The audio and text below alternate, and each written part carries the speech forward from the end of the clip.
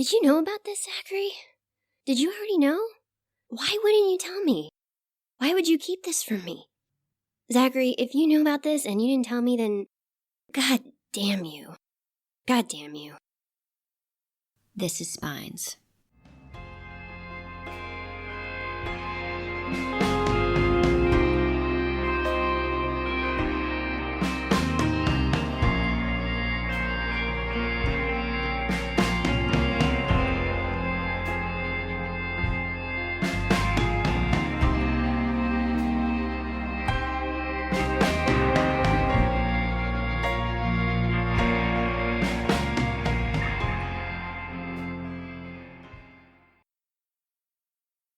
I've gone back and forth over whether or not to post this last message, because some part of me hopes, Zachary, that you really didn't know, or that you didn't know all of it. And if you didn't know, you have a right to. So here it is. It started with Aisha's girlfriend. She asked me not to use her name, so I'll call her Valentine because I was watching old Cowboy Bebop episodes when I got her email. Even though she's probably dead now, so I'm guessing it doesn't matter. Still, I got this email from someone claiming to be Valentine. She begged me to meet with her, and she told me I could pick the time and place, so I went to check it out. As soon as Valentine showed up, I recognized her. But I didn't know from where. She seemed older than I remembered, tired, and I wasn't sure how we'd known each other before. But even though I recognized her right away, she didn't seem to know me. I walked past her twice, and she stared right through the crowd until I approached her. She stopped when I walked up to her. "Oh, God," she said, "you have her eyes." Then she started crying these big, ugly sobs, and I felt too bad to ask what she meant. Finally, I got her calmed down, and she told me what happened.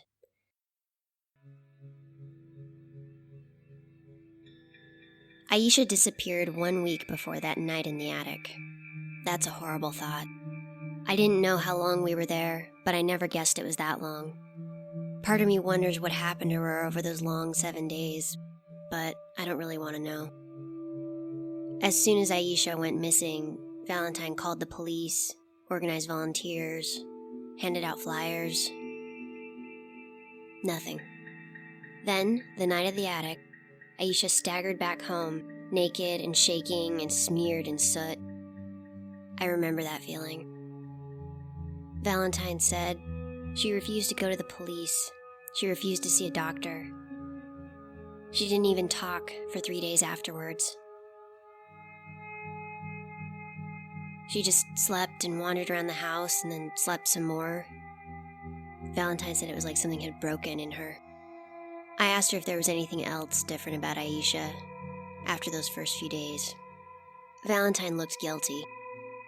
At last she said, "Well, yes. Ren, understand, she made me promise never to come to you. She listened to your messages. I caught her once, and I listened to them too, and I figured out pretty quick that it was about her.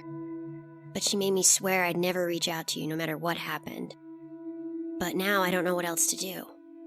Because she's missing again." Here's what Valentine told me about the weeks and months after Aisha escaped from the attic. After the first 3 days, she didn't sleep. She just stayed awake 24/7. During the day, she seemed fine, but at night she would sit in dark rooms and stare out the windows. She wouldn't say what she was watching for. But then, one night, Valentine got up and went out to the kitchen for a glass of water. Aisha stood there, smiling down at a kitten playing on the floor. Valentine asked where the kitten came from. Aisha said, "The little girl across the street wants a kitten for her birthday. She's been dreaming of it every night." As Valentine watched, the kitten rolled over on the floor, and then somehow there were 2 kittens where there had been 1. And then one of those kittens rolled over, and then there were 3. Then Valentine screamed, and Aisha did something with her hands, and all the kittens vanished. It happened every night after that. Not necessarily the kitten thing, but Aisha would make something appear in their house or in the street outside. A black hot air balloon bouncing down the sidewalk. An old woman who just wandered around touching things in their living room. a desk stacked so high with papers you wouldn't be able to tell if anyone was sitting at it. At first, Valentine tried to understand how Aisha was doing it, but all she would say is that someone nearby was dreaming it. She didn't know how she did the rest. People saw the things she made once or twice. Hard to miss when a giant squid is swimming in the air above someone's yard. But Aisha always made her creations disappear pretty quickly, and no one could tell where they came from. Until 3 days ago. 3 days ago, as Aisha and Valentine walked home from the park, a black van pulled up, and a man shot them both with what Valentine figured were probably tranquilizer darts. Valentine woke up in an ambulance, but Aisha was gone. When she got home, she found a note in her mailbox. It said, "Tell Ren to come see me if you want your girlfriend back." And there was an address.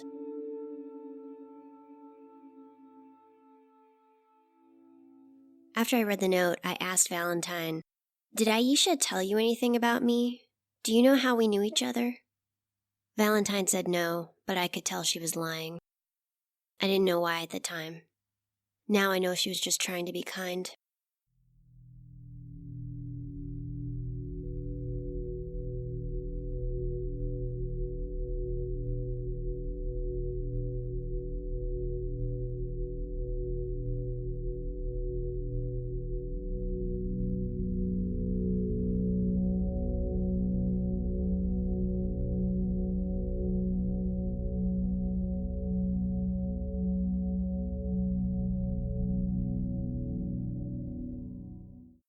It was just a house, nothing special. Just a small house in a boring neighborhood, like the one with the attic. I watched it all afternoon until it got dark, but no one went in or out. I didn't see anyone else watching the place. Finally, I decided I didn't have a choice. There was no way to make this any safer. Going in was a bad idea no matter what, so might as well get it over with. The front door was unlocked, and I knew someone was in there waiting for me. The house was completely empty inside. No furniture, no personal possessions, just bare walls and a plain carpet, no lights anywhere. I went through the house as quietly as I could, but in those empty rooms, every sound was louder than it should have been. I found them in what was probably supposed to be one of the bedrooms. Aisha was unconscious on the floor. He sat in a chair holding a gun. He didn't seem surprised when I stepped into the room. He just smiled and said, "Welcome, Ren. It's good to see you again. I bet you already know who he was, Zachary. Of course you do." I didn't recognize him at first because he wasn't wearing a mask. But then he lifted his shirt and showed me the scar from the stab wound. "I don't know if you remember me, Ren," he said, "but my name is Elliot, and I've been waiting my entire life to meet you." "Why?" I asked. "Who am I?" And then he told me. What I am, what we are, Zachary. Did you guess this part? Did you know it from the start? Well, if you didn't already know, here it is. We're the Mosaic. A memory from before the attic. I'm walking home at night. I'm a bit drunk and I take big, swinging steps. In this memory, I feel taller than I usually do. Tall and big and strong in the shoulders. I space out a bit as I walk, and some weird stray thoughts start creeping in on my mind. It's a big control panel full of buttons. But all of the buttons are labeled in a language I can't read. And I know something bad will happen if I push the wrong one, but I also know I have to choose soon. And in this memory of walking down the street, I run right into that control panel. It's exactly the way it was in my idle thoughts, the impressive buttons in the unknown language. I stop and look down at it, and in that moment, I know that I made it happen. I know that I pulled it from somewhere else and put it here on the sidewalk. And that thought scares me so much I turn and run away.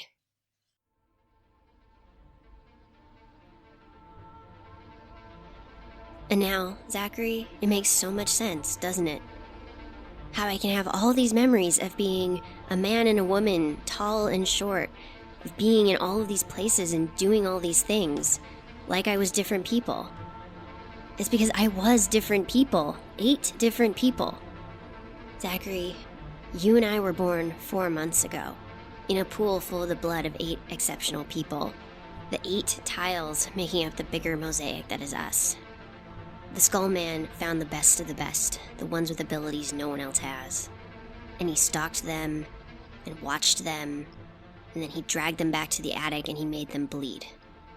And whatever he did in that ritual, he made some of them crazy, and he made some of them hateful, and he made some of them leave this world. He did that to them. To us.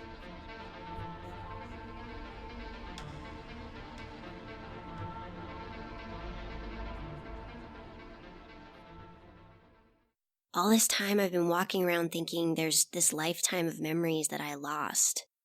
Maybe I could regain. I thought these memories I had left were the only ones I managed to hang on to. That's not what it is. Those memories are just residue. Theft. A bug, not a feature. I haven't been alive long enough to have real memories. Oh, there's a big philosophical question, Zachary. Do we count as alive, you and I? Or do we just exist? Fuck if I know. And the worst part of it, the worst part of all of this, is that you and I, we only love each other because we were designed to. Like Adam and Eve. I wonder if that's why he pushed me away. Do you know all this? Or maybe not. Maybe you still have questions, the same questions I still have. Like, what is the point of Phase Mosaic? Why were we made? What possible purpose could this serve?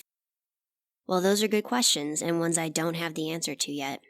Because just after the Skull Man told me what Mosaic means, Aisha woke up. I think Elliot was surprised. I don't know what he used to knock her out, but he definitely didn't expect her to sit up. She looked at both of us and hated us the same. You did this to me, she said. You took sleep from me.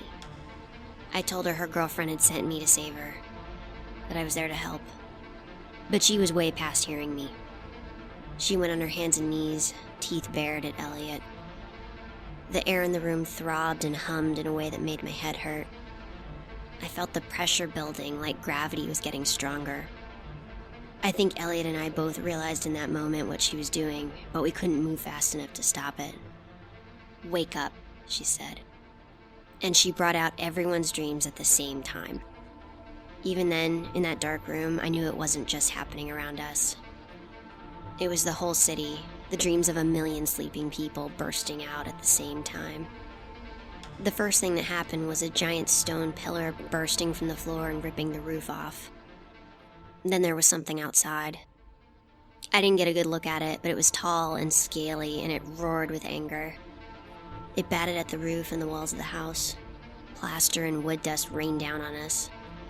Elliot screamed and tried to get away, but whatever that thing was, it reached through the roof and grabbed him and squeezed him into a bloody pulp.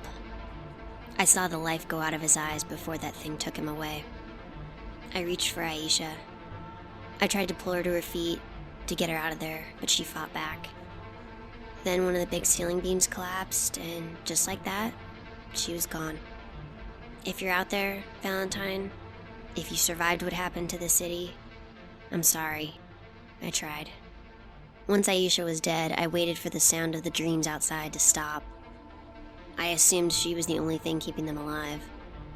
The monster that killed Elliot still stomped and raged outside, and the pillar kept growing into the sky, and people kept screaming.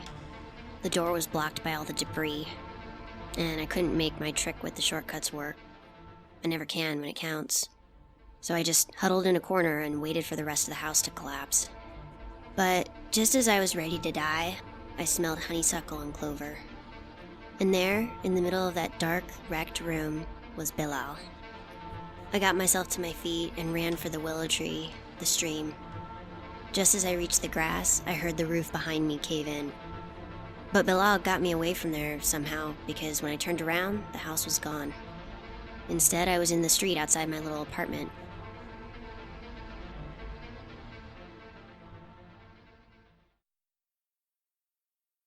I said goodbye to Bilal and thanked him and walked away from the little willow tree by the stream for the last time.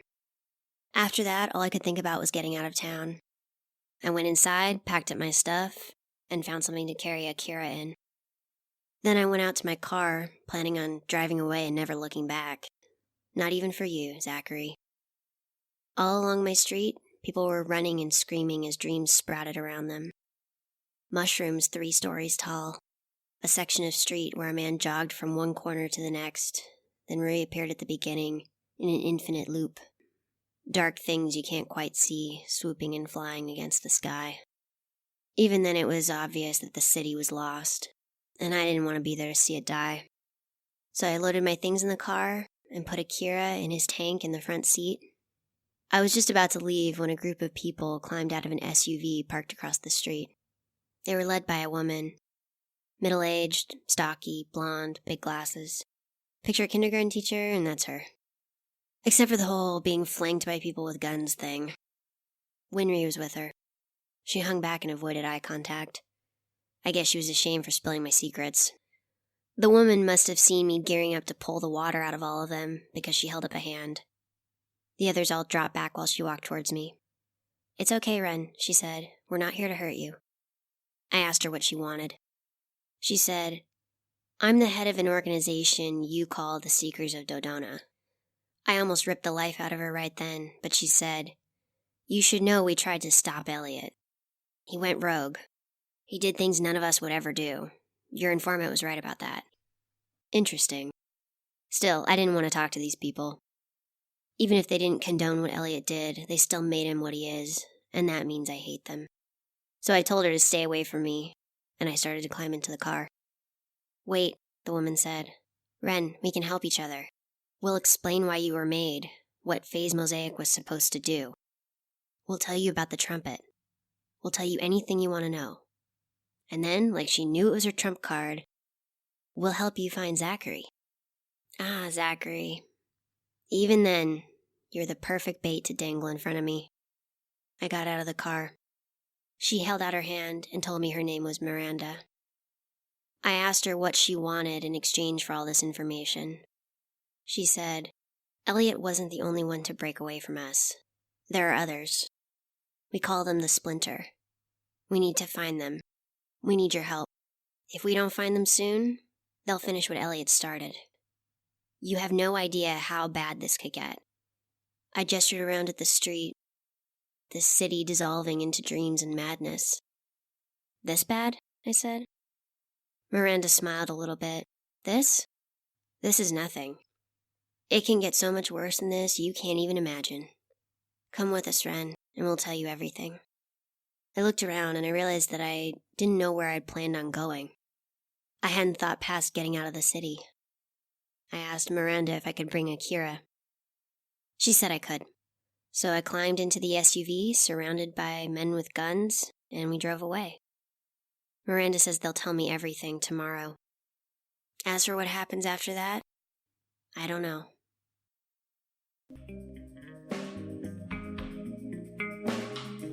Spines is a production of Zoom Doom Stories. It's narrated by Ren Jones, written by Jamie Killen, website and logos by Benjamin Pond, produced by Jamie Killen and Benjamin Pond. You can support Spines by visiting patreon.com/Spines Podcast and by subscribing and leaving a review on iTunes.